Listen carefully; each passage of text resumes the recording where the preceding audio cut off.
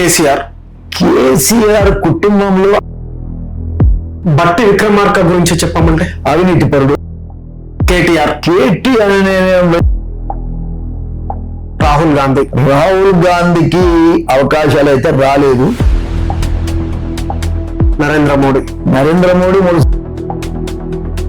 కాంగ్రెస్ పార్టీలో ఇప్పుడున్న లీడర్లకు అది చేత కావటం లేదు, వాళ్ళు చేయలేకపోతున్నారు.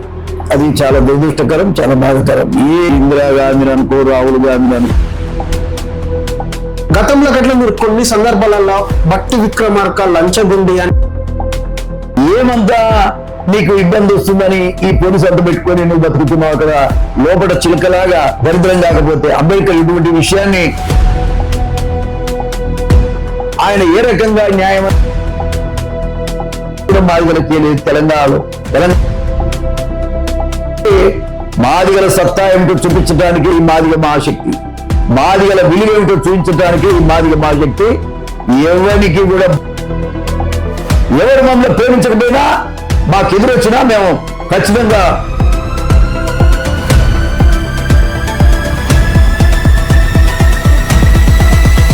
మా జనాభా ప్రాతిపదిక మీద మాకు పార్లమెంట్ సీట్లు కానీ అసెంబ్లీ సీట్లు కానీ అన్ని సీట్లలో కూడా మా రేవంత్ రెడ్డి గారు ఇప్పటికైనా మీరు 2.5 ఏళ్ళు అయింది, మీ గవర్నమెంట్ రాదు ఇప్పుడున్నటువంటి పరిస్థితి. నెక్స్ట్ టైం రాదంటారు, రాదు. నువ్వు ఇప్పటికీ నువ్వు మార్చుకో.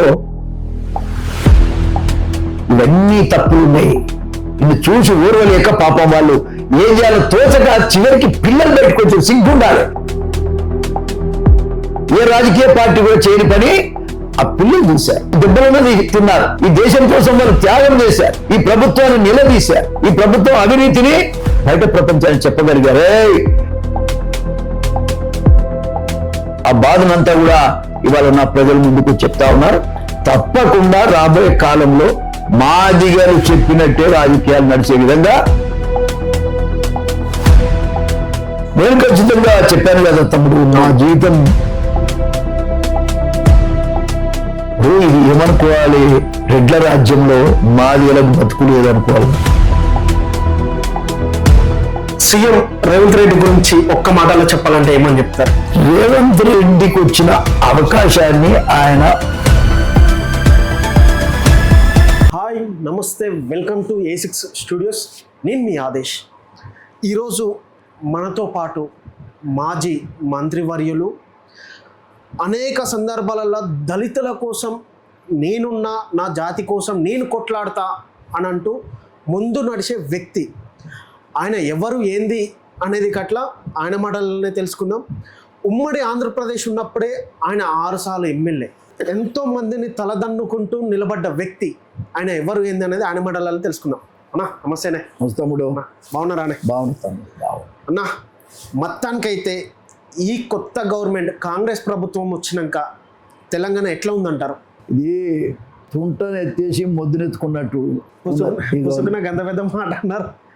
అంతే కదా. ఇప్పుడు ఇష్యూ ఏంటంటే ఆయన మీద యాంటీగా కాంగ్రెస్ పార్టీకి ఓటేశారు. వేసిన తర్వాత ఆ పార్టీని నడిపే విధానం, ప్రజల్లో ఉండే విధానం కాంగ్రెస్ పార్టీలో ఇప్పుడున్న లీడర్లకు అది చేత కావటం లేదు, వాళ్ళు చేయలేకపోతున్నారు.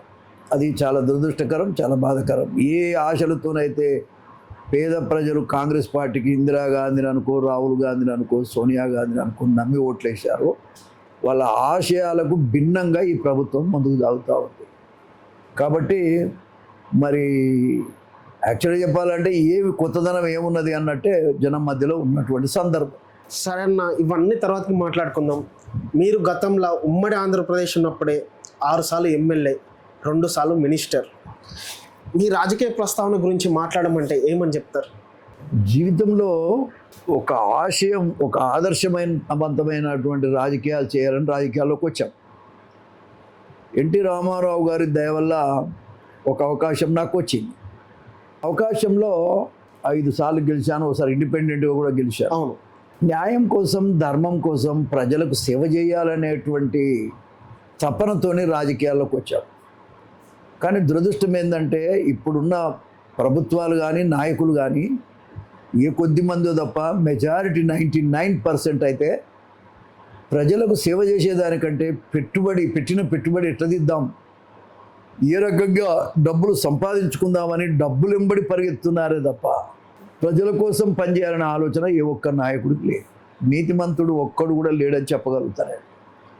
కారణం ఏంటంటే పెద్ద ఆయన ఎన్టీ రామారావు గారు కావచ్చు, లేదంటే విజయభాస్కర్ రెడ్డి కావచ్చు, పార్టీలో ఏ పార్టీ ఏదున్నా కొంత న్యాయం అనేది వాళ్ళ మనసులలో ఉండి న్యాయమే జరిగింది. కానీ ఇప్పుడు కేసీఆర్ గారు 10 ఏళ్ళు పరిపాలన చేశాడు, అదేవిధంగా ఇప్పుడు 2.5 ఏళ్ళు రేవంత్ రెడ్డి గారు చేస్తున్నారు. తేడా ఏమిటి అంటే పెద్ద తేడా అయితే ఏమున్నట్టుగా ప్రజలు అనుకోవటం లేదు. ప్రజల్లో నుంచి కూడా గుసగుసలు మొదలైనవి. నిన్నగాక మొన్న శ్రీనివాసులు రెడ్డి ఎక్స్ స్పీకర్ ఆయన అంటున్నాడు కదా, ఈ ప్రభుత్వం వచ్చింది కానీ ఏం లాభం లేదనే ఒక అభిప్రాయంలో మాట్లాడుతున్నారు. ఇవాళ నేను అనేది ఏంటంటే ఒక పేదవాడిగా పేదవాళ్ళకు న్యాయం జరగాలనే నేను రాజకీయాల్లోకి వచ్చాను. చూస్తుంటే అసహ్యం వేస్తుంది, చాలా తీవ్రమైన బాధ వేస్తుంది. ఇది ఒక విధంగా చెప్పాలంటే రేవంత్ రెడ్డి గారు ఒక యువకుడు ఒక ఆదర్శవంతమైన విధానాన్ని తీసుకుపోతాడేమని అనుకున్నాం, కానీ ఆయన కూడా ఏమీ చేయలేని పరిస్థితి. ఆయన మాటలు ఆయన విధానాలకు చాలా తేడా ఉంది. కాబట్టి తప్పకుండా రాబోయే కాలంలో ప్రజలు సరి అయినటువంటి నిర్ణయాలు మళ్ళా చేసే అవకాశం ఉంది. ఇప్పుడు మీరు మాట్లాడుతూ రేవంత్ రెడ్డి పరిపాలన సరిగా లేదు అని అన్నారు.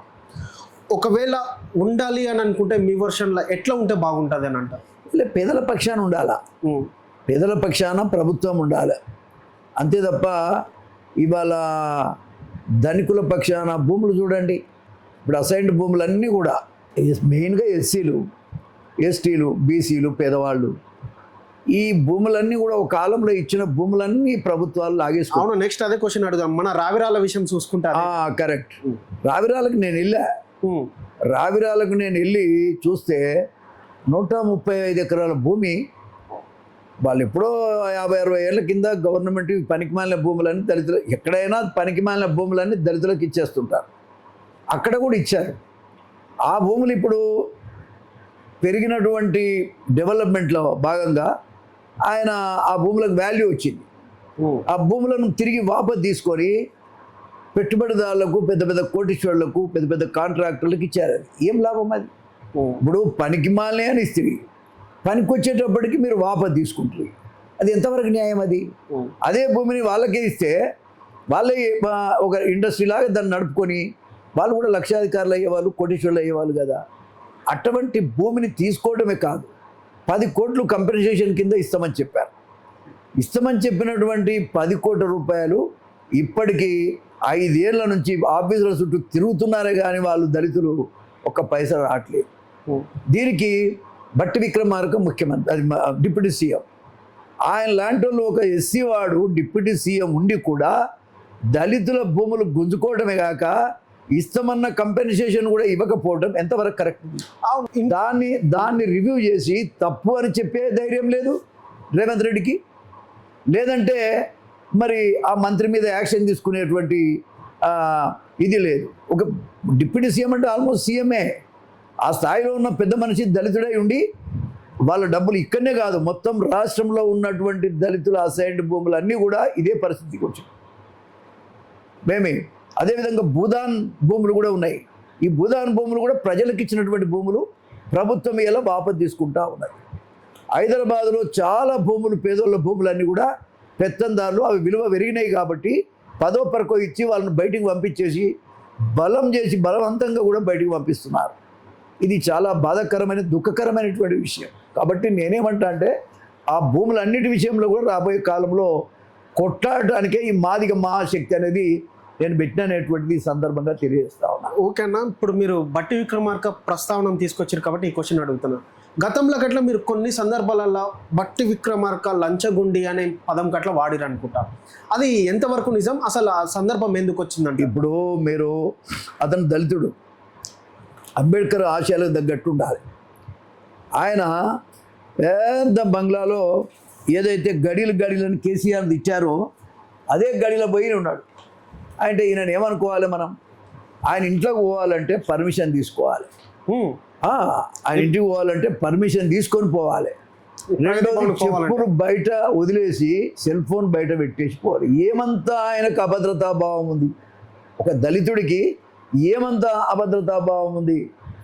ఏమంతా నీకు ఇబ్బంది వస్తుందని ఈ పోలీసు అంత పెట్టుకొని నువ్వు బతుకుతున్నావు? అక్కడ లోపల చిలకలాగా, పంజరంలో చిలకలాగా ఉన్నాడు ఆయన. ఏందది? దరిద్రం కాకపోతే అంబేద్కర్ ఇటువంటి విషయాన్ని ఆలోచించిండా? కావాలని కోరుకున్నాడా? రిజర్వేషన్లో వచ్చిన వ్యక్తి ఆ వర్గాలను గౌరవించకపోతే ఆయన ఏ రకంగా న్యాయం అని సందర్భంగా నేను అడుగుతా ఉన్నా.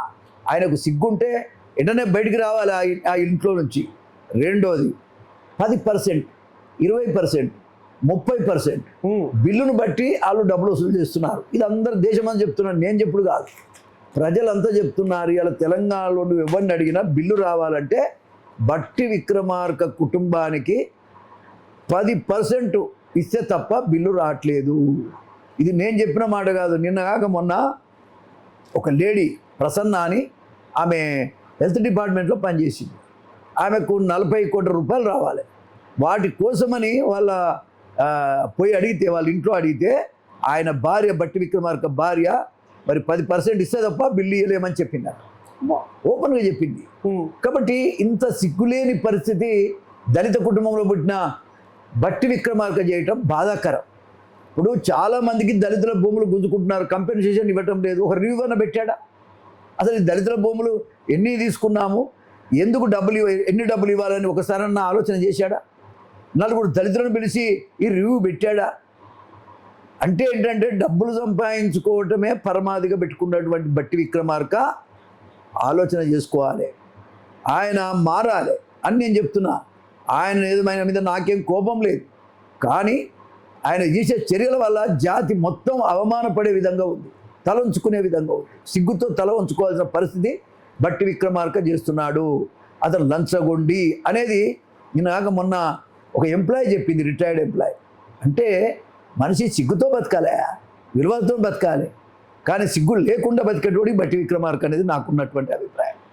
ఏదైతే కేసీఆర్ ఉన్న ఇంట్లో పెత్తందారి వర్గాలు ఉండాల్సిన ఇంట్లో నేను ఉంటానని ఉండటం అనేది సిగ్గుకరమైన విషయం. సింపుల్గా ఉండాలి, జనం మధ్యలో బతకాలి తప్ప జనాన్ని వదిలేసి ఒక రాక్షసుల్లాగా జనం యొక్క రక్తం తాగటం న్యాయం కాదనేది నేను చెప్తున్నా తప్ప అతని మీద వ్యక్తిగతంగా నాకేం లేదు. నేను పెద్ద లీడర్ని, నాకు అవసరం లేదు. కానీ కులానికి చెడ్డ పేరు వస్తే కూడా నేను ఓర్చుకోలేదు. సరి చేసుకోవాల్సిన అవసరం ఉందని చెప్తున్నా. ఇప్పటికి కూడా వాళ్ళు సరి కావటం లేదు, ఆ ఇల్లు వదిలిపెట్టి ఉండటం లేదు. కారణం ఏంటి? ఎందుకున్నావు ఆ ఇంట్లో అని నేను అడుగుతున్న బట్టి విక్రమార్కని. దానికి సమాధానం లేదు ఈరోజు వరకు. కాబట్టి ఆయన మొత్తం రిజర్వేషన్స్ అన్నీ ఆయన ఇంట్లోనే. వాళ్ళ అన్న ఎంపీ, ఆయన మంత్రి. ఇక మాదిగోడికి ఒక సీట్ అవసరం లేదు, మాదిగోడికి ఒక పార్లమెంట్ సీట్ అవసరం లేదు, మాదిగ జాతికి ఒక అసెంబ్లీ సీట్లు అవసరం లేదు, రాజ్యసభలో సీట్లు అవసరం లేదు. ఈయనన్ను ఆయన వివేక్ వెంకటస్వామి కొడుకు వివేక్ పంచుకొని తింటున్నారు. అసలు వాళ్ళిద్దరు కూడా మాల వాళ్ళు కాదు. వాళ్ళిద్దరు కూడా ఈయనేమో మాల దాసరి బట్టి, ఆయనేమో పంబాల. ఆయన అసలు మాలోళ్ళకి అన్యాయం జరుగుతుంది. అసలు మాల అనే పాపం ఆ కుటుంబాలకి, ఆ జాతికి ఏం జరగడం లేదు, పదవులు ఏవి రావటం లేదు. అదేవిధంగా మాదిగోళ్ళకైతే అంతకంటే రావటం లేదు. ఇది ఎంతవరకు సమంజసం? దానికోసమే ఇవాళ మాదిగ మహాశక్తి ముందుండి పోరాటం చేస్తుంది. ఎవరన్నా కానీ తప్పు చేస్తే ఖండించడం అనేది తప్పకుండా చేస్తా. నేను దాన్ని సరి చేసుకుంటే అప్రిషియేట్ చేస్తాను. కాబట్టి ఇలా జరుగుతున్న పరిణామాలలో ఈ 2 ఏళ్ల కాలంలో మొత్తంగా దళితులకు తీవ్రమైన అన్యాయం జరుగుతున్నది. మొత్తానికి ఇప్పుడు గవర్నమెంట్ మొత్తం భూములన్నీ లిడ్ క్యాప్ భూములు, ఇప్పుడు లిడ్ క్యాప్ భూములు కూడా మొత్తంగా అన్యాక్రాంతమైపోతా ఉంది. బట్టి విక్రమార్క స్వయంగా ఒక పెట్రోల్ బంకుకే ఆ ల్యాండ్ కూడా కేటాయించినట్టుగా తెలిసింది. ఆ జీవో కూడా చివరికి అందరం మాట్లాడితే పెండింగ్లో పెట్టారు. దాని మీద ఉద్యమం చేయాల్సిన అవసరం ఉంది. రేపు ఎల్లుండో ల్యాండ్ మీద పోయి కావాల్సినటువంటి చర్యలు మేము తీసుకుంటాం. నేను అనేది ఏంటంటే, ఎక్కడన్నా బయటపడి ఇది అన్యాయము, ఇది న్యాయం అని చెప్పగలిగే మొగ్గోడు ఎవడ ఉన్నాడా ఈ రాష్ట్రంలో? దళిత వర్గాలకు అంబేద్కర్ ఆ విధంగా ఉంటే ఇలా మనం బతికే వాళ్ళమా? కాబట్టి నీ అవసరాల కోసం ఎంతనో కొంత చేసుకుంటావేమో, కానీ లెక్కకు మించిన డబ్బు సంపాదించి నెత్తిన కొట్టుకొని పోతారా మీరని నేను అడుగుతున్నా. ఏ రకంగా ధనవంతులు అట్లే చేసిరి, భూస్వాములు అట్లే చేసిరి, మరి మీరు అధికారంలోకి వస్తే కూడా గదే చేస్తున్నారు కదా, అవతలలో తిట్టడం లేదా? మీ దళితులకు అధికారం ఇస్తే ఏం చేస్తున్నాయా మీరు? బట్టి విక్రమార్క చూడు, వివేక్ వెంకటస్వామి చూడు, ఇవన్నీ మీరు ఆలోచించుకోవాల్సిన అవసరం ఉంది. నేను చెప్పేది ఒకటే, న్యాయంగా ధర్మంగా మీరు పనిచేయాల్సినటువంటి అవసరం ఉంది. దళిత జాతి కోసం పనిచేయాల్సిన అవసరం ఉందనేది కూడా మీ ద్వారా బట్టి విక్రమార్కం చెప్తున్న. మార్చుకో నీ ప్రవర్తన. నీకు సిగ్గు శరం ఉంటే ఇప్పటికే మారాలే, నువ్వు వెంటనే మారాలే. మా జాతులకు అన్యాయం చేస్తే మేము ఊరుకోమనేది బట్టి విక్రమార్క కూడా తెలియజేస్తా ఉన్నా. వెంటనే 10 కోట్ల రూపాయలు బండరా విరాల వాళ్ళకి డబ్బులు చెల్లించాలి వెంటనే. ఇక్కడ ఒకటి గౌలిదొడ్డ ఏదో ఉంది, 16 ఎకరాలు 100 కోట్లకి ఎకరం ఉన్న భూమిని ధనవంతులు కబ్జా పెట్టారా బట్టి రివ్యూ చేయి. ఇవాళ కోట్ల విలువ చేసేటువంటి లిడ్ క్యాప్ భూములు మాదిగోళ్ళయి. ఈ మాదిగోళ్ళ భూమును ప్రభుత్వమే కబ్జా పెడతా ఉంది. అనేక మంది బయట వచ్చి కబ్జా పెడతా ఉన్నారు. మాదిగోళ్ళకు మిగిలినటువంటి ఆ భూములని యథావిధిగా ఉంచాలి. ఒకవేళ ఉంచకపోతే తీవ్రమైనటువంటి పరిణామాలు మీ ప్రభుత్వం ఎదుర్కొంటుంది, నువ్వు కూడా ఎదుర్కొంటావని కూడా ఈ సందర్భంగా చెప్తాను. నువ్వు కసిబట్టి మాదిగ జాతికి మీరు అన్యాయం చేస్తున్నారు. మాదిగ జాతికి రాజకీయంగా చేస్తుంది, ఆర్థికంగా కూడా చేయబడుతుంది. ఎక్కడ పోవాలి మాదిగ జాతి? కాబట్టి లిడ్ క్యాప్ భూములని పెట్టిందే మాదిగోళ్ళ కోసం. ఇప్పుడు 40 ఫ్లోర్ల బిల్డింగ్ కడుతున్నారంటే, కమర్షియల్ బిల్డింగ్. అది మొత్తం కూడా అన్యాక్రాంతమైనటువంటి ఎవరెవరికో ఇచ్చి మరి పెత్తందారులకు ఇస్తున్నట్టుగా తెలుస్తూ ఉంది. మాదిగ జాతికే ఉండాలి ఆ బిల్డింగ్. మాదిగ బెనిఫిషరీస్ అక్కడ బతకాలి, వాళ్ళకే ట్రైనింగ్ ఇవ్వాలి, వేరేళ్ళకి ఇవ్వడానికి లేదు. కాబట్టి ప్రభుత్వం కమర్షియల్గా పెత్తందారుల కోసం చేస్తురా, మీరు పేదల కోసం చేస్తురా? కాబట్టి ఏ మాదిగల కోసం అయితే కేటాయించబడ్డ భూములు ఉన్నాయో అవి మాదిగలకే ఉండాలని రేవంత్ రెడ్డి గారిని కూడా హెచ్చరిస్తా ఉన్నా. ఇది న్యాయం కాదయ్యా. మీరు మా కులానికి ఏదైనా మేలు చేస్తారనుకుంటే ఉన్న భూములన్నీ అమ్ముకొని బతున్నారు మీరు. మరి మేము ఎట్లా బతకాలి? మా జాతి ఎట్లా బతకాలి? కాబట్టి ఈ విషయాల్లో మీరు ఆలోచన చేయాలి. 2 రోజుల్లో మేము కార్యాచరణ టేకప్ చేస్తున్నాం. మన ఎస్సీ కమిషన్ కూడా, all India SC commission Sunil గారికి కూడా ఎన్ని భూములు అన్యాక్రాంతమైన, ఎన్ని ఎక్స్గ్రేషన్ ఇచ్చారు, లేకపోతే కంపెన్సేషన్ ఇచ్చారు అనే దాని మీద కూడా మేము రిపోర్ట్ అడిగినాం. తప్పకుండా ఈ భూముల విషయంలో కూడా పెద్ద ఎత్తున పోరాటం చేయడం జరుగుతుందని కూడా ఈ సందర్భంగా, మాదిగల భూములు మాదిగలకే ఉండాలి. మాదిగల పేరు మీద ఉన్నటువంటిది అర్ధ గజం కూడా ఎవరు తీసుకున్నా మేము ఓర్చుకోము. ఏ పరిస్థితిలో కూడా జరగడానికి వీల్లేదనేది కూడా మేము ప్రభుత్వాన్ని హెచ్చరిస్తూ ఉన్నాం. ఓకే, మీరు ఏదైనా చేయాలంటే, కమర్షియల్ చేయాలనుకుంటే అది మా జాతికి ఉపయోగపడే విధంగా చేయండి. మీ సొంత డబ్బులు కావు కదా, కేంద్ర ప్రభుత్వం ఇస్తుంది. రాష్ట్ర ప్రభుత్వం, కేంద్ర ప్రభుత్వం కలిసి జాతికి స్వతంత్రం వచ్చిన కాడికి వెళ్ళి నష్టపోతున్నామయ్యా. మాకెవడేం చేసింది లేదు. ఈ భూములన్నీ పనికి మాలి అని ఓ కాలంలో అనుకున్నారు, మాకు ఇచ్చారు. కానీ ఇప్పుడు పనికొచ్చే పరిస్థితికి వచ్చినప్పటికి మళ్ళీ మీరు తీసుకుంటున్నారు. ఎన్ని భూములు అయితే మీకు సరిపోతాయి? ఎంత డబ్బు అయితే మీకు సరిపోతుంది? రేవంత్ రెడ్డి గారు, మీరు ఆలోచన చేయండి. న్యాయం ఉందా, ధర్మం ఉందా? ఒకసారి ఆలోచించండి. చీఫ్ మినిస్టర్, నీకు అవకాశం వచ్చింది, పేదోళ్లకు న్యాయం చేసే అవకాశం వచ్చింది. చెయ్యి. చేస్తే నేను అప్రిషియేట్ చేస్తాం. చెయ్యకుండా నేను అప్రిషియేట్ చేయాల్సిన అవసరం మాకు లేదు. రాబోయే కాలంలో ఖచ్చితంగా లిడ్ క్యాప్ విషయంలో మాత్రం ఎంత పెద్ద పోరాటమైనా మేము చేస్తాం. మా భూములు మాకే ఉండాలి. రాబోయే కాలం అంతా కూడా మా భూములు మాకే ఉండాలని నినాదం తప్పకుండా జనంలోకి తీసుకెళ్తామని కూడా ఈ సందర్భంగా తెలియదు. ఏ విధంగానైతే మాదిగల ఓటు మాదిగలకే అనే నినాదం ఉందో, అదేవిధంగా మా భూములు మాకే ఉండాలనేటువంటిది కూడా మరొక నినాదంగా ఈ సందర్భంగా తెలియజేస్తాం. ఓకే అన్న, ఇప్పుడు మీరు మాట్లాడుతూ అంటే మాదిగలకు మోసం జరుగుతుంది, మాదిగలకు అన్యాయం జరుగుతుంది అని అన్నారు. రీసెంట్గా చూసుకుంటే రాజగోపాల్ రెడ్డి అయితే, కోమటిరెడ్డి వెంకరెడ్డి మందుల సామ్యుల్ పైన చేసిన వాక్యాల మీద మాట్లాడమంటే ఏమని చెప్తారు? ఇది చాలా అన్యాయం అండి. కులాలు పోవాలి, మనుషులంతా సమానంగా ఉండాలని పోరాడుతున్నటువంటి క్రమంలో ఇప్పుడు కూడా అందరూ చదువుకున్నటువంటి ఈ కాలంలో ఒక ఎమ్మెల్యే స్థాయి వ్యక్తిని పట్టుకొని ఇష్టం వచ్చినట్టుగా మాట్లాడటం, ఆయన తోలు తీసేస్తాం అనే స్థాయిలో మాట్లాడటం ఎంతవరకు సమస్య? ఇది న్యాయమేనా? రాజగోపాల్ రెడ్డి గారు, వెంకటరెడ్డి గారు, మీకు న్యాయమైద్దా? రాజకీయాల్లో ఎన్నోసార్లు నేను కూడా సాయం చేసిన వెంకటరెడ్డి గారికి. ఆయన పార్లమెంట్లో పోటీ చేసినప్పుడు నా ఇంటికి వస్తే ఆయనకు సాయం చేస్తాం. పాలిటిక్స్లో ఎవరికో సాయం చేస్తాం. నీకు కూడా నేను సాయం చేసిన నా ఇంటికి వచ్చి నువ్వు అడిగితే. నేను అనేది ఏంటంటే సహాయం చేసినంత మాత్రాన పెత్తనం చేయాలనా? ఓకే, కాంగ్రెస్ పార్టీ నీ సొంతం కాదు కదా, టికెట్ ఎవరు ఇవ్వాలి? కేంద్ర పార్టీ ఇవ్వాలి. ఏమే కాంగ్రెస్ పార్టీ, సోనియా గాంధీ, రాహుల్ గాంధీ వాళ్ళు డిసైడ్ చేస్తారు, దాని ప్రకారంగా టికెట్ ఇస్తారు. కాబట్టి నీవు నీ మనసులో ఉన్నటువంటి విధానం ఏంటంటే మేము ఎస్సీలకు టికెట్లు మేమే ఇప్పించామనే గర్వము, అది మంచిది కాదు. రెండోది, ఆ మాటలు నేను ఇప్పటికి కూడా చెప్తా ఉన్నా, నువ్వు వెనక్కి తీసుకోవాలి, క్షమాపణ చెప్పాలి. ఇది అహంకారంతో కూడినటువంటి మాటలని కూడా నేను ఇంతకుముందు కూడా చెప్పాను, మళ్ళొకసారి చెప్తాను. కుల అహంకారం, డబ్బు అహంకారం మీకున్నది కాబట్టి మీరు మాట్లాడుతున్నారు. టికెట్ ఇచ్చింది కాంగ్రెస్ పార్టీ, నీ సొంత పార్టీ. అదేమన్నా ఓ కాలంలో నీకు కూడా దిక్కులేక వేరే పార్టీలో కూడా పోయినావు కదా. అటువంటిప్పుడు నీదే అని నువ్వు ఎడ చెప్పగలుగుతావు? పార్టీ పరంగా నువ్వు ఏదైనా మాట్లాడాలి, మంచి చేయాలనుకుంటే పిలిపించుకొని చెప్పు, తప్పులేదు. కానీ బహిరంగంగా అతని తోలు తీసేస్తామనే మాట ఎంత ధైర్యం ఉండాలన్నాయా నీకు? మా జాతి లేకుండా నువ్వు గెలుస్తావా? ఈసారి నువ్వు ఎట్ట గెలుస్తావు కూడా చూస్తాం. ఆ మాటకు వస్తే వదిలిపెట్టేది లేదు. కులాహంకారం ఉన్న ఎవరిని కూడా వదిలిపెట్టాం. మా జాతి పరంగా కొట్లాడుతాం, ఓట్ల ద్వారానే నిన్ను ఓడిస్తాం. ఆ దశకు నువ్వు తీసుకొచ్చుకుంటున్నావు, అది చాలా బాధాకరమని కూడా ఈ సందర్భంగానే తెలియజేస్తా ఉన్నా. నువ్వు ఏ పరిస్థితుల్లో కూడా అవి వాపసు తీసుకుంటే పెద్దోడవైతావు.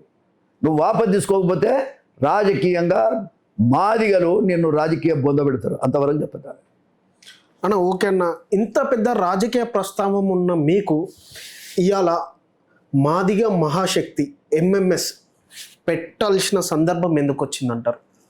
తమ్ముడు, ఒక మాట చెప్పాలంటే నా జాతి పేద జాతి. మా జాతికి వాస్తవంగా చెప్పాలంటే బయట మాట్లాడే శక్తి లేదు.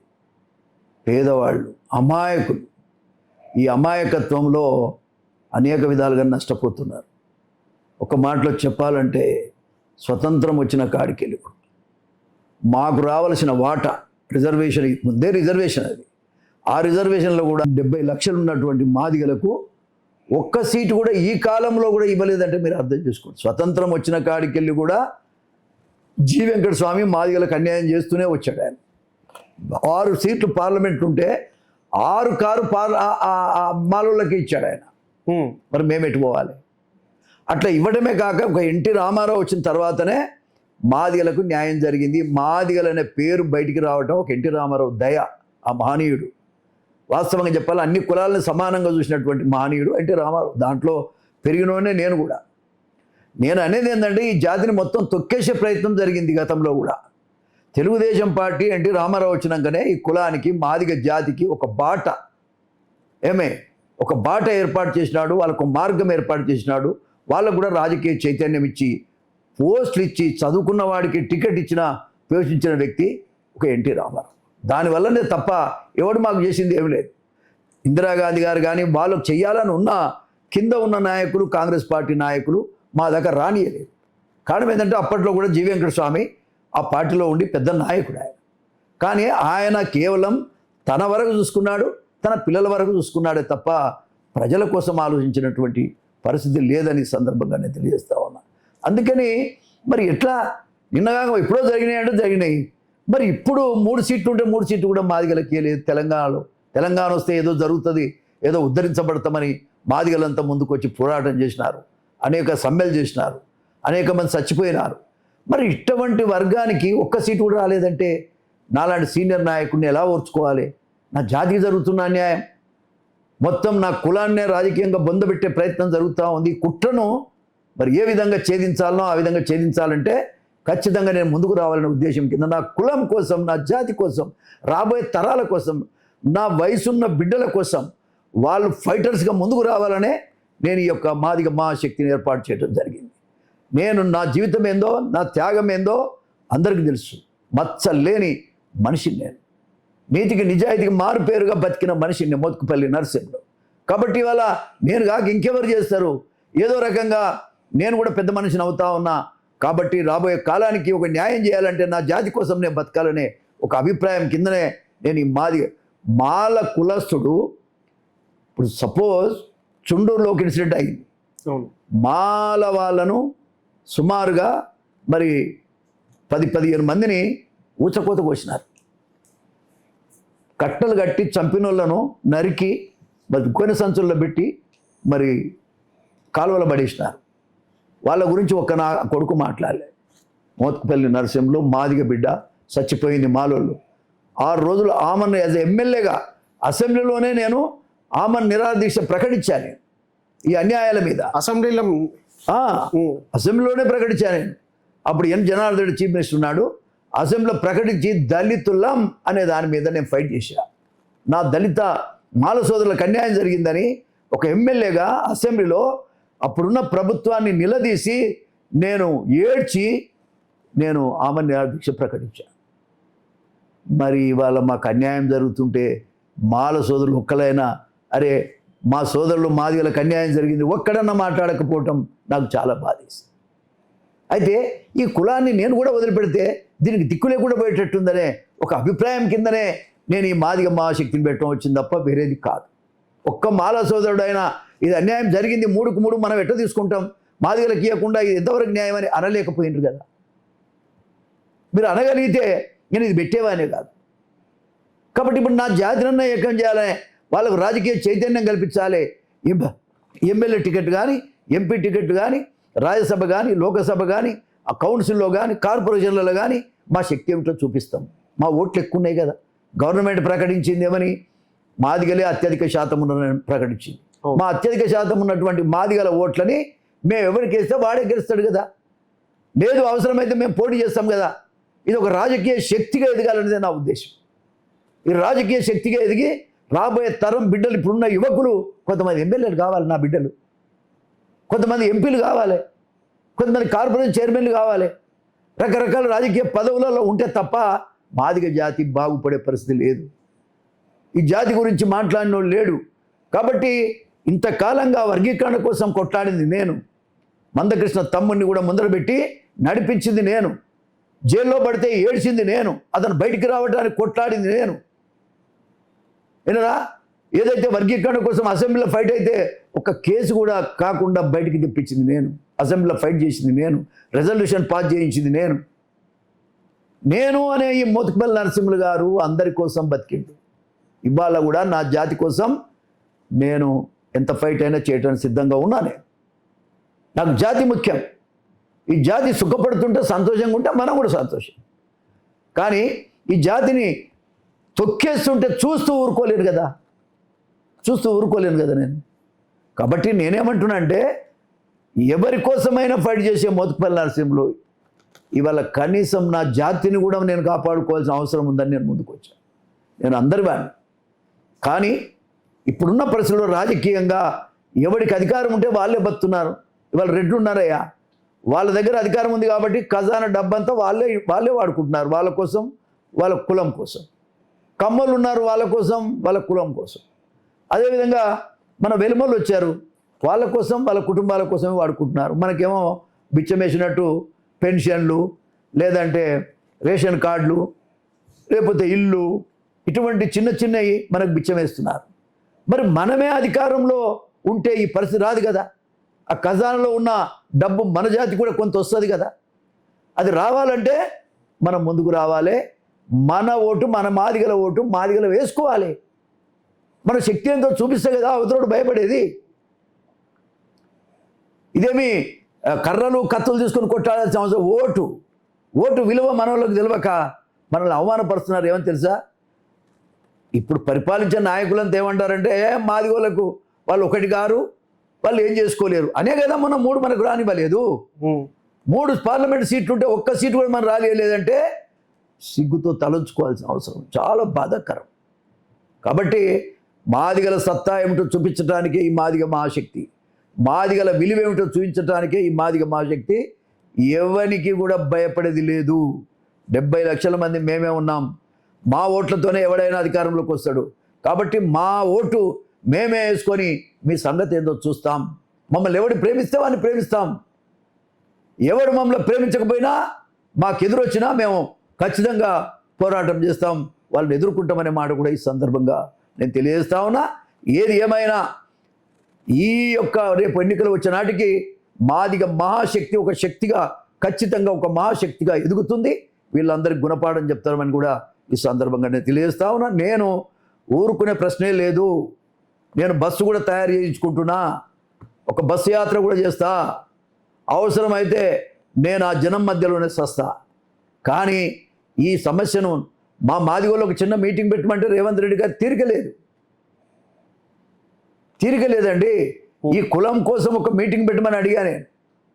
ఒక మీటింగ్ పెట్టు, మా సమస్యల్ని దృష్టికి తెస్తాం, అవి పరిష్కారం చేయగలిగినవి అయితే చేయండి, చేయకున్నా కూడా ఎందుకు చేయలేదు చెప్పండి. మీరు మాలోళ్ళ మీటింగ్ కూడా పెట్టండి, మాదే కాదు, ఎవరి అయినా సమస్య పరిష్కారం చేయండి. ఒక మాదిగ భవనయ్య, అందరికి భవన్లు వచ్చినాయి, ఒక మాదిగ భవన్ లేదు. ఒక 10 ఎకరాల భూమి ఏమని అడుగుతున్నారు. ఉద్యమాల కోసం, మా వర్గీకరణ కోసం వచ్చిన మా బిడ్డలు అమరవీరులకు ఒక స్తూపం కట్టుకుంటాం దాంట్లో అని చెప్తున్నాను. దాంట్లోనే మీరు 10 ఎకరాలు ఇస్తే మాదిగ భవన్ కట్టుకుంటామని చెప్తున్నాను.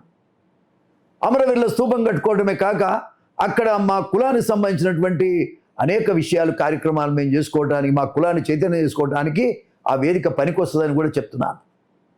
ఏమంటే అదేవిధంగా మన ఎంతోమంది వర్గీకరణ కొట్లాడిన తమ్ముళ్ళ మీద ఇప్పటికి కేసులు ఉన్నాయి. మందకృష్ణ మాదిగ కూడా మీద కేసు ఉంది. మరి కేసులను రద్దు చేసుకోవాలి గవర్నమెంట్. వర్గీకరణ అయిపోయింది కదా, మరి ఎందుకు రద్దు చేసుకోవడం లేదు? ఏమిటి కక్ష సాధింపు? అవన్నీ రద్దు చేసుకోవాలన్నది నా డిమాండ్. కాబట్టి నేను ఏమంటున్నా అంటే, మా జనాభా ప్రాతిపదిక మీద మాకు పార్లమెంట్ సీట్లు కానీ, అసెంబ్లీ సీట్లు కానీ, అన్ని సీట్లలో కూడా మాకుండే శాతం ప్రకారంగా మాకు రావాలి. కానీ మమ్మల్ని పక్కన పెట్టి మీరు రాజ్యం వెళ్తామంటే కుదరదని చెప్పడానికే నేను ఈ మాదిగ మహాశక్తి ఏర్పాటు చేశాను. ఇప్పటి నుంచి మాదిగలు ఒక ప్రత్యేకమైన రాజకీయ శక్తిగా ఎదుగుతారు. రాజకీయాలను శాసిస్తాము. రాజకీయాలను శాసించేది రాబోయే కాలంలో మాదిగలే. మాదిగల రాజ్యమే రావటానికి కాదు, దానికి తోడు బీసీలు, ఎస్సీలు, ఎస్టీలు, బీసీలు అంతా ఏకం కావడానికి కూడా ప్రయత్నం చేస్తా. మొదట నా జాతిని ఏకం చేసుకోవాలి నేను. దానికోసమే నేను చేస్తున్నటువంటి ప్రయత్నం తప్ప మరొకటి కాదు. నా మాదిగ బిడ్డలు అన్ని రంగాల్లో అవమానపడుతూ ఉన్నారు. వాళ్ళకు ఉద్యోగాలు లేవు. మా ఎంప్లాయీస్కి ఒక మంచి పోస్ట్ ఎవరికి ఇవ్వటం లేదు. అంతేకాదు మా ఎంప్లాయీస్ మీదనే ఏసీబీ రేడ్స్ అవుతున్నాయి. మా కులానికి సంబంధించిన ఎంప్లాయీస్కి భద్రత లేదు అసలు. కాబట్టి ఇటువంటి పరిస్థితులు ఉన్నాయి. కాబట్టి ఇలా హాస్టల్ సక్రమంగా నడవటం లేదు.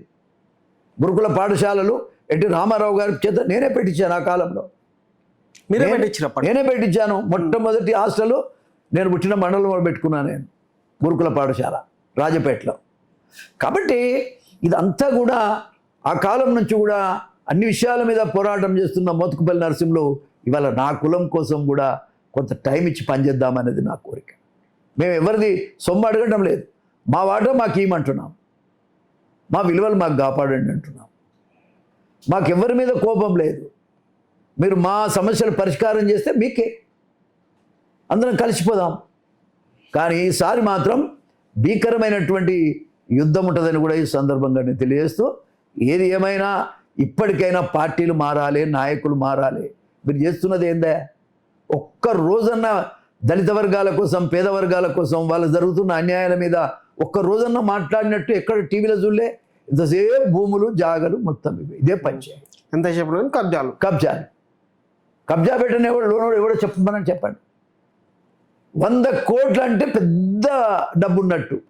100 కోట్ల కంటే పైనున్న నాయకులే తప్ప ఎవడన్నా ఉన్నా అంటే 1000 కోట్ల రూపాయలు సంపాదిస్తున్నారు. ఎవడికి గట్ట పెడతారా? మీరు తింటారా? మీ వల్ల అవుతుందా? మీ కుటుంబాల వల్ల కూడా కాదు. ఏం చేసుకుంటారు? వాటిని కడిగి తింటారా? బుద్ధి లేని నాయకులని చెప్పుకోవడానికి సిగ్గుపడాలి ఎవడైనా సరే. చాలా హీనమైనటువంటి జీవితం మీది. ఇవాళ పేదోడు తిండి లేక అనేక బాధల్లో ఉంటే మీరు మాత్రం కోట్లు గవర్నమెంట్లకు వచ్చుడే డబ్బులు సంపాదించడం అన్నట్టు తప్ప సేవ చేయడానికి అన్నట్టు లేదు. ఇది చాలా దుర్మార్గమైన పరిస్థితి అని కూడా ఈ సందర్భంగా నా బాధను వ్యక్తం చేస్తా ఉన్నాను. ఎంత చెప్పినా అభివృద్ధి అనేది ఏం లేదు. దోసుకోవడం, దాచుకోవడం, పంచుకోవడం. ఇంతకంటే ఏం చేస్తుండండి నాయకులు? నేను ఒక సీనియర్ నాయకుడిని, నేను 6 సార్లు గెలిచాను, మచ్చ లేకుండా బతికాను, దళిత వర్గానికి సంబంధించిన వ్యక్తిని. నేను ఒక మీటింగ్ పెట్టరా మీరు? ఏం పెద్ద పిక్ పరిస్తున్నాడా? జీవితంలో నేను స్టూడెంట్ రాజకీయాల నుంచి ఇప్పటిదాకా వాస్తవంగా చెప్పాలంటే మరి ఎన్నో పోరాటం చేయటం కాక 6 సార్లు ఎవడన్నా గెలవగలుగుతాడండి జనం మధ్యలో ఉమ్మడి ఆంధ్రప్రదేశ్ ఉన్నప్పుడు మీరు 2 సార్లు మినిస్టరు 6 సార్లు 5 సార్లు అక్కడే గెలిచాను నేను ఉమ్మడి రాష్ట్రంలోనే. అవును, అర్థం చేసుకోవాలి. కాబట్టి నేనేమంటున్నా అంటే రేవంత్ రెడ్డి గారు ఇప్పటికైనా మీరు 2.5 ఏళ్ళు అయింది, నీ గవర్నమెంట్ రాదు ఇప్పుడున్నటువంటి పరిస్థితి. నెక్స్ట్ టైం రాదంటారు. రాదు.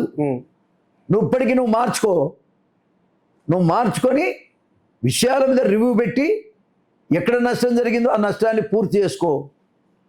మాదిగ జాతి పట్ల మేము నిలబడి ఉంటామని నేను ఒక మీటింగ్లో చెప్పాను, ఇప్పుడు కూడా చెప్తున్నా. మా కులం ఉంటే తప్ప కాంగ్రెస్ పార్టీ గెలవదు.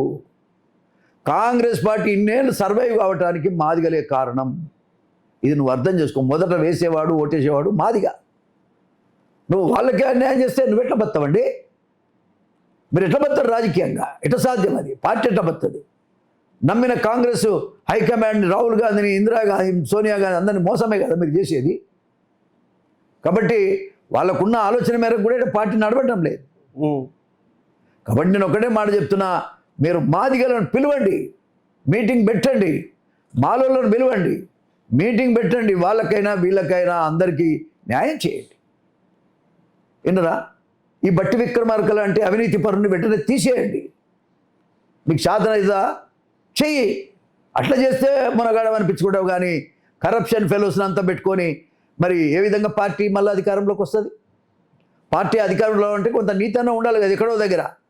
ఇంత బహిరంగంగా వేలం పాట పాడుతుంటే ఏ రకంగా అధికారంలోకి వస్తుందండి? అసలు కాంగ్రెస్ పార్టీ రావడానికి కేవలం కేసీఆర్ మీద ఉన్న గవర్నమెంట్ మీద యాంటీ గవర్నమెంట్ ఓటు మీకు వచ్చింది, వ్యతిరేక ఓటు అట్లా వచ్చింది తప్ప వేరేది కాదు. మీ వ్యక్తిగతమైన మీ శక్తి వల్ల ఏది రాలేదు. నేను అనేది ఏంటంటే ఇప్పటికైనా మీరు పునరాలోచించి ఏ వర్గాలకు అన్యాయం జరిగిందో ఆ వర్గాలను దగ్గర తీసుకునే ప్రయత్నం చేయండి. మేమేంది ఇల్లు ఇస్తాము, రేషన్ కార్డు ఇస్తాము. ఎవడికి కావాలా అని రేషన్ కార్డు? ఇంతకాలం ఎందుకు ఇవ్వలేదు? సంక్రాంతికి ఇవ్వలేదా? ఇప్పుడు ఇస్తామంటున్నారు. అవును, ఇప్పుడు ఇస్తాను మన అనౌన్స్మెంట్. అది ఏం పెద్ద ఏదో మా పేద వర్గాలకు ఏదో మేలు చేసినట్టు. అదే కుర్చీ మీద మేము కూర్చుంటే అవి ఎప్పుడో ఇచ్చేస్తాం. రేషన్ కార్డు అనే పదం లేకుండా ఎప్పటికప్పుడు ఏ రోజుకి ఆ రోజు ఇచ్చేటట్టు పెట్టగలుగుతాం. ఇల్లు అనేవాడు ప్రతి వాడికి ఇంట్లో ఇల్లు ఉండాల్సిందే. వాడు పెళ్లి చేసుకుంటే ఇల్లు మంజూరై కావాల్సిందే. దానికోసం సపరేట్గా చేయాల్సిన అవసరం లేదు. సపరేట్ బడ్జెట్ కేటాయిస్తాం. కాబట్టి నేను ఒకటే చెప్పేది ఏంటంటే మీరు మారాలి. మీరు మారకపోతే మిమ్మల్ని ప్రజలే మారుస్తారని కూడా మరొకసారి సందర్భంగా తెలియజేస్తాం. అన్న, ఈ మధ్యకాలంలో చూసుకుంటే యావత్ దేశాన్ని, అదేవిధంగా ఢిల్లీని కట్ల ఒక ఊపిన జంతర్ మంతర్ ప్లేస్లో జంజీ ఉద్యమం, దాని గురించి మాట్లాడమంటే ఏమని చెప్తారు? అసలు ఆ బిడ్డలకు చేతులు ఎత్తి తల ఉంచి దండం పెడుతున్నాను. అటువంటి పోరాటం అనేటువంటిది యువత ఏకమై, అన్ని కులాల పిల్లలు బిడ్డలంతా ఏకమై ఎన్ని దెబ్బలు కొట్టినా పక్కకు జరగకుండా నిలబడి వాళ్ళు అనుకున్న ఆలోచన నెరవేర్చుకున్నారంటే వాళ్ళ గొప్పతనం. అది ఈ దేశాన్ని మార్చేవాళ్ళు యువకులే. అది ఎగ్జాంపుల్ నిన్న సెంట్రల్ గవర్నమెంట్ని, మోడీ ప్రభుత్వాన్ని మెడలు ఉంచి మరి ఒక కేంద్ర రాజీనామా చేసి, అది మోడీ చేసినట్టే. కేంద్ర మంత్రి చేసుడు కాదు, మోడీ చేసినట్టు లెక్క తల దించారు. విన్నరా?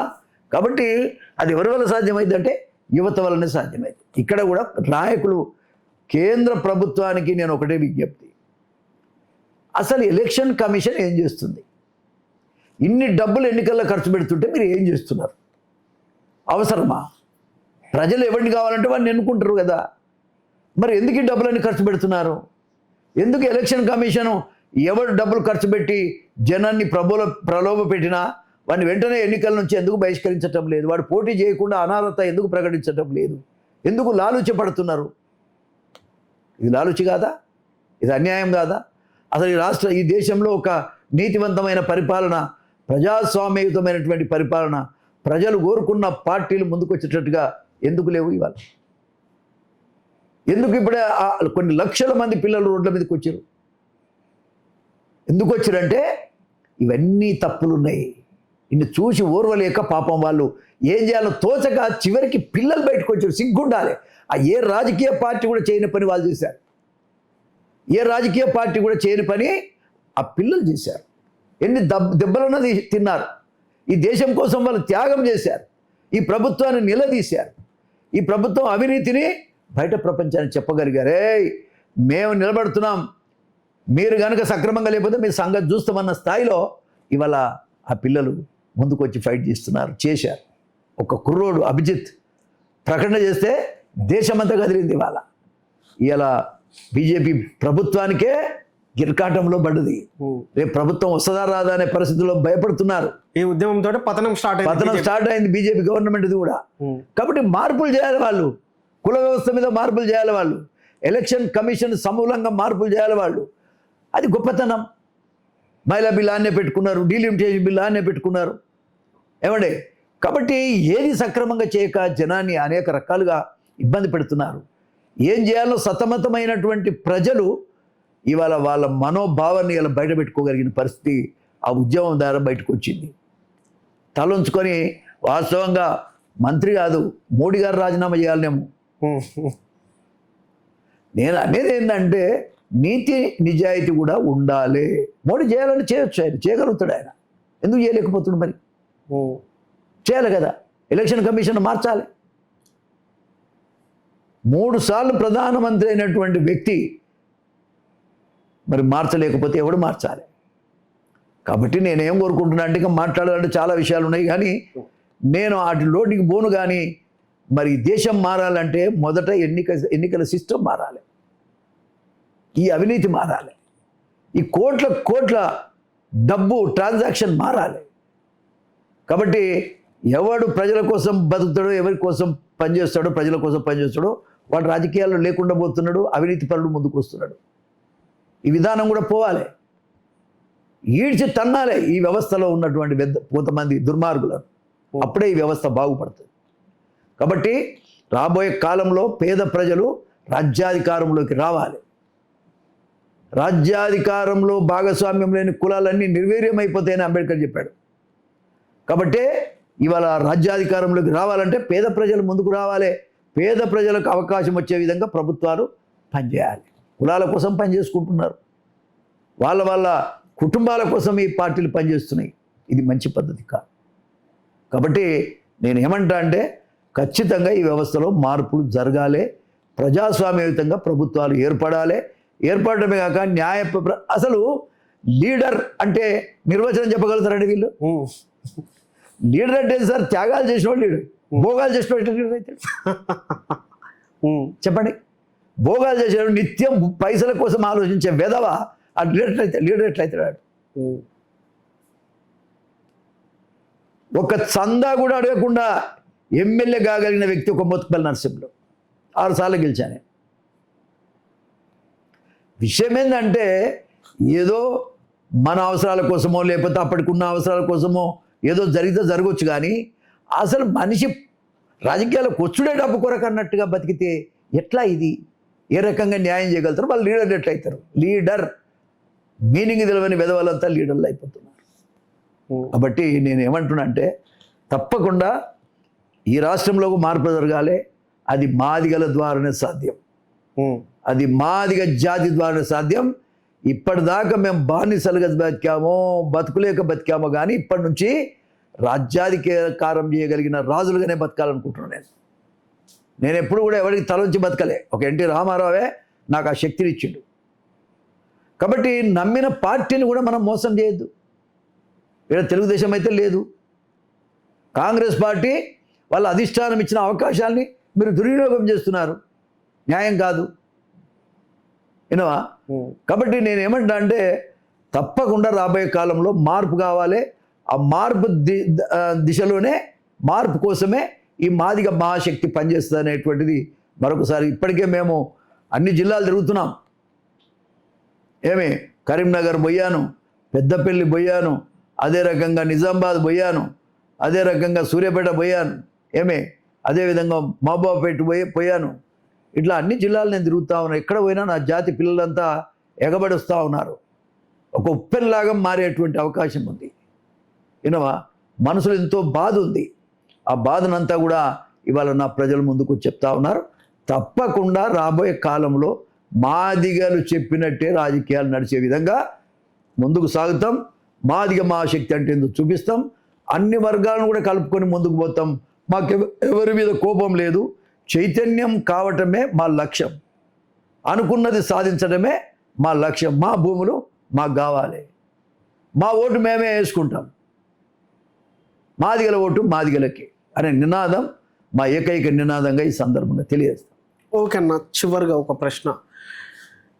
మొన్నటి వరకు అట్లా దిల్షుక్ నగర్లో నిరుద్యోగుల ధర్నాకు అట్లా చూసినాం. అదేవిధంగా ఈ ప్రభుత్వం, కాంగ్రెస్ ప్రభుత్వం, రేవంత్ రెడ్డి ప్రభుత్వం ఏదైతే ఉందో నిరుద్యోగులకు ఇస్తానో ఉద్యోగాలకు అట్లా ఇవ్వలేదు అనేది అట్లా ఉంది. దాని మీద మీరు మాట్లాడమంటే ఏమని చెప్తారు? ఇప్పుడు ఏదైనా ట్రాన్స్పరెంట్గా ఉండాలి తామే. ఉద్యోగాల విషయంలో ఈ ప్రభుత్వం మరి వెంటనే 2 లక్షల ఉద్యోగాలు ఇస్తామని చెప్పారు. అవును, రెండే కదా. అవును. మరి ఏవి 2.5 ఏళ్ళు అయిపోయింది. అంతకుముందు ఆ గవర్నమెంట్ ప్రకటించిన ఉద్యోగాలే వీళ్ళు ఇచ్చారు తప్ప వీళ్ళు అడిషనల్గా ఇచ్చింది కొద్దిగానో ఇచ్చారు. విన్నారా? ఇప్పుడు గ్రూప్ 1 కానీ గ్రూప్ 2 కానీ అవన్నీ ఆ కాలంలో టీఆర్ఎస్ గవర్నమెంట్ ఉన్నప్పుడే ప్రకటించారు. అవి ప్రకటించడమే కాక అవి కొన్ని కారణాల వల్ల అప్పట్లో పోస్ట్పోన్ అయినటువంటి విషయం. ఏది ఏమైనా మీరు వచ్చిన తర్వాత మీ గవర్నమెంట్గా మీరు ప్రకటించిన ఉద్యోగాలు ప్రస్తుతానికైతే నిల్. ఏదైనా ఉంటే ఓకే, అవి ఇచ్చినా ఇవి ఇచ్చినా గిన్ని ఇచ్చినామని చెప్పుకున్నా తప్పులేదు కావచ్చు. కాకపోతే మీరు ఒక లిస్ట్ పెట్టండి. ఏ డిపార్ట్మెంట్లో ఎన్ని ఉద్యోగాలు ఉన్నాయి, ఏ డిపార్ట్మెంట్లో ఎన్ని ఉద్యోగాలు ఉన్నాయి, ఎన్ని ఉద్యోగాలు మీరు ఇవ్వగలుగుతారు, అవన్నీ ఫిలప్ చేయండి. డిపార్ట్మెంట్ వైజ్ పెట్టండి. మీరు ఎన్ని ఉద్యోగాలు ఉన్నాయో, ఖాళీలు ఉన్నాయో ఎందుకు పెడతలేరు? కాబట్టి మీరు ఎప్పుడైనా సరే ఒకటి గుర్తుపెట్టుకు, ప్రజలు నమ్మాలంటే ట్రాన్స్పరెంట్గా ఉండాలి. కాబట్టి ఉద్యోగాల విషయంలో కూడా ఈ గవర్నమెంట్ డబ్బులే లేవని రేవంత్ రెడ్డి గారు ఓపెన్గా చెప్తుంటే ఇంకా ఉద్యోగం అది కాదు, రూపాయి లేదు. మేనన్న చెప్పులు ఇడిచినా ఏదో చెప్తాడు కదా ఆయన. ఇష్యూ ఏంటంటే అంత ఇజ్జత్ లేకుండా మాట్లాడి మరి గవర్నమెంట్ యొక్క విలువను వాళ్ళే తీసేసుకున్నారు. కాబట్టి ఇవాళ డబ్బులే లేవని చెప్తున్నప్పుడు ఉద్యోగాలు ఇవ్వడని ఆయన క్లియర్ అయిపోయింది కదా. ఇంకా దాని గురించి అడుగుడేందుకు కదా. డబ్బులు లేవని మేము చెప్తున్నాం. డబ్బులు లేకపోతే ఉద్యోగాలు ఎక్కడికి వెళ్ళి వస్తాయి? పెన్షన్లు ఇస్తలేరు సార్. ఒక మహిళ ప్రసన్న అని ఓపెన్గా పాపం బయటకు వచ్చి చెప్పింది, నా డబ్బులు నాకు ఇవ్వమంటే కమిషన్ అడుగుతున్నాడు. సిగ్గు లేదా? తలంచుకొని సిగ్గుతో రాజీనామా చేయాలి. అమ్మాయి చెప్పి కూడా 1 వారం రోజులు అయింది. నేను చెప్పబట్టి కూడా సుమారు 1 నెల రోజులు అవుతుంది. ఆ మంత్రికి సిగ్గులేదు, గవర్నమెంట్ కూడా సిగ్గులేదు. కాబట్టి ఇది అవినీతి ప్రభుత్వం అనేది ముద్రపడ్డది. జనం కూడా ఇటువంటి అవినీతి ప్రభుత్వాన్ని కాపాడలేరు. వాళ్ళు కాపాడాలనుకున్నా వాళ్ళ చేతుల్లో లేదు. కాబట్టి ప్రభుత్వం ఇప్పటికైనా ఒక ఆలోచన చేయాలి, కఠినమైన నిర్ణయాలు తీసుకోవాలి. మంచి నాయకులను ముందు పెట్టే రాజ్యాధికారం ఉంటుంది పోతుందండి. నువ్వు చేసిన నిర్ణయాలకి శాశ్వతం. హైడ్రా అని ఒకటి పెట్టారు. హైడ్రా ఒకటి పెట్టి అందరిని భయపెడిస్తున్నారు. వాళ్ళ భూములకు మాత్రం పోతుంది హైడ్రా, దాని గిర్రలు ఊసిపోతాయి. పేదల భూముల మీద మాత్రం కొత్త గిర్రలు వేసుకొని పోతారు. ఏడు సార్, అది మంచిది కాదు. ఇది నియంత పరిపాలనలాగా ఉండటం కూడా మంచిది కాదు. ఫ్లెక్సిబుల్గా ఉండాలి. రేవంత్ రెడ్డి గారు మంచి యువకుడు, బాగా చేస్తాడని అనుకున్నా నేను. అనుకొని ఆయనే ముఖ్యమంత్రి అవుతాడని కూడా నేను ఎన్నికల ముందే ప్రకటించాను. కానీ జరిగింది ఏమిటంటే అది సిగ్గుకరమైన వాతావరణం. కాబట్టి రేవంత్ రెడ్డి గారు మారడా అంటే మారడు అన్నట్టుగా కనపడతా ఉంది. మారితే మంచిది. కాబట్టి నిరుద్యోగుల గురించి ఎవడు ఆలోచిస్తున్నాడు? ఎవడు ఆలోచిస్తలేరు. డబ్బు రోజువారీగా ఎంత సంపాదిస్తున్నాం అనేది ఆ లెక్క. ఎంత దోసుకుంటున్నాం అనేది లెక్క. ఎన్ని భూములు సంపాదించడం అనేది వాళ్ళ లెక్క. ఇది నడుస్తుంది తప్ప ఒక పేదోడికి, ఏడ్చే పేదోడిని ఓదార్చిన జీవితం కాదు. ఆ విజయ్ చూడండి, సిగ్గు తెచ్చుకోండి. ఆ విజయ్ ఎవరు? తమిళనాడు. ముఖ్యమంత్రి అంటే ఎంత ఫ్లెక్సిబుల్గా ఉన్నాడు, ఎంత సంతోషంగా ఉన్నాడు, ఎంత హ్యాపీగా పరిపాలన చేస్తున్నాడు. నేర్చుకోండి ఇప్పటికైనా. కాబట్టి మీ 2 ప్రభుత్వాల మీద కూడా వ్యతిరేకత వచ్చింది. ఏమే మరి గతంలో జరిగిన పొరపాట్లను టీఆర్ఎస్ పార్టీ అన్నా కనీసం మేము తప్పు చేసినామనే మాట కూడా వాళ్ళ దగ్గర నుంచి కూడా లేదు. ప్రభుత్వాలు ఓడితే గెలుస్తాయబ్బా, కానీ జరిగిన పొరపాటు ఏం జరిగిందో అది కూడా తెలుసుకునే పరిస్థితులు లేరు. కాబట్టి వీళ్ళు అహంకారంతోనే రాజ్యాలు వెళ్తున్నారు.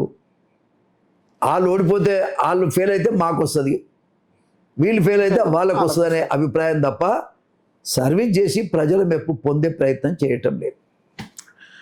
చివరిగా నెక్స్ట్ మీ రాజకీయ కార్యాచరణ ఏంటి? నేను ఖచ్చితంగా చెప్పాను కదా తమ్ముడు, నా జీవితం నేను అందరి కోసం పనిచేశాను. నేను పనిచేసినటువంటి నియోజకవర్గంలో కూడా కనుక్కోండి, నేను ఎవరికి అన్యాయం చేసే మనిషిని కాదు. ఎందుకు అంటే అంబేద్కరు మనకిచ్చిన అవకాశం ప్రజల కోసం పనిచేయాలని ఈ రిజర్వేషన్లు పెట్టించి మనల్ని పొలిటికల్గా ప్రోత్సహించినాడు. కాబట్టి ఆ దశలో నేను 30 ఏళ్ళు దగ్గర 30 ఏళ్ళు నేను ఎమ్మెల్యేగానే పనిచేశాను. అసెంబ్లీలో నా రికార్డు చూడండి. నేను అనేక విషయాల మీద పోరాటాలు చేసినటువంటి సందర్భాలు కోకొల్లలు. కాబట్టి మాల సోదరులు ఎప్పుడైతే మమ్మల్ని అవమానపరిచి మా సీటు రాకుండా లాక్కుంటున్నారో, 70 లక్షలు ఉన్న మాదిగలకు అన్యాయం చేయొద్దు అని ఒక్క నాయకుడుగా మాట్లాడకపోవటం ఆ జాతికి అన్యాయం చేయటమే కదా. ఏ విధంగా న్యాయం ఇది? ఈ వివేక్ వెంకటస్వామి ఇంట్లో 3, బట్టి విక్రమార్క ఇంట్లో 2. ఇది ఎక్కడ న్యాయం అండి? ఇది ఎక్కడ న్యాయం? మా కులంలో ఇది న్యాయమా? న్యాయం కోసం కదా మనం మాట్లాడడానికి రాజకీయాల్లోకి వచ్చినాము, అంబేద్కర్ ఆశయాలను నిలబెట్టడానికి కదా. ఇదేమి ఈ రకమైన పరిస్థితి ఉండటం వల్ల మరి మమ్మల్ని ఎవడు కూడా కనీసం మా దళితుల్లో కూడా మా మాల సోదరులు మమ్మల్ని గురించి ఒక మాట అయ్యో పాపం అని అనలేదు. గట్టప్పుడు నా జాతికి దిక్కేవారు. ఎట్లాగూ రెడ్లు కమ్మలు వాళ్ళంతా వీళ్ళనేమో ఎన్నికలప్పుడు డబ్బులు ఇస్తే ఓట్లు ఇస్తామన్నట్టు వాళ్ళు ఉన్నారు, వీళ్ళకి ఇవ్వకపోతే వీళ్ళు చేసేది ఏం లే అన్నట్టుగా వీళ్ళు ఉన్నారు. కాబట్టి మాకు దిక్కు లేదు. ఈ దిక్కులేని పరిస్థితిలోనే మాకు దిక్కు కోసం మేము ఈ మాదిగ మహాశక్తిని ఏర్పాటు చేసుకున్నాం.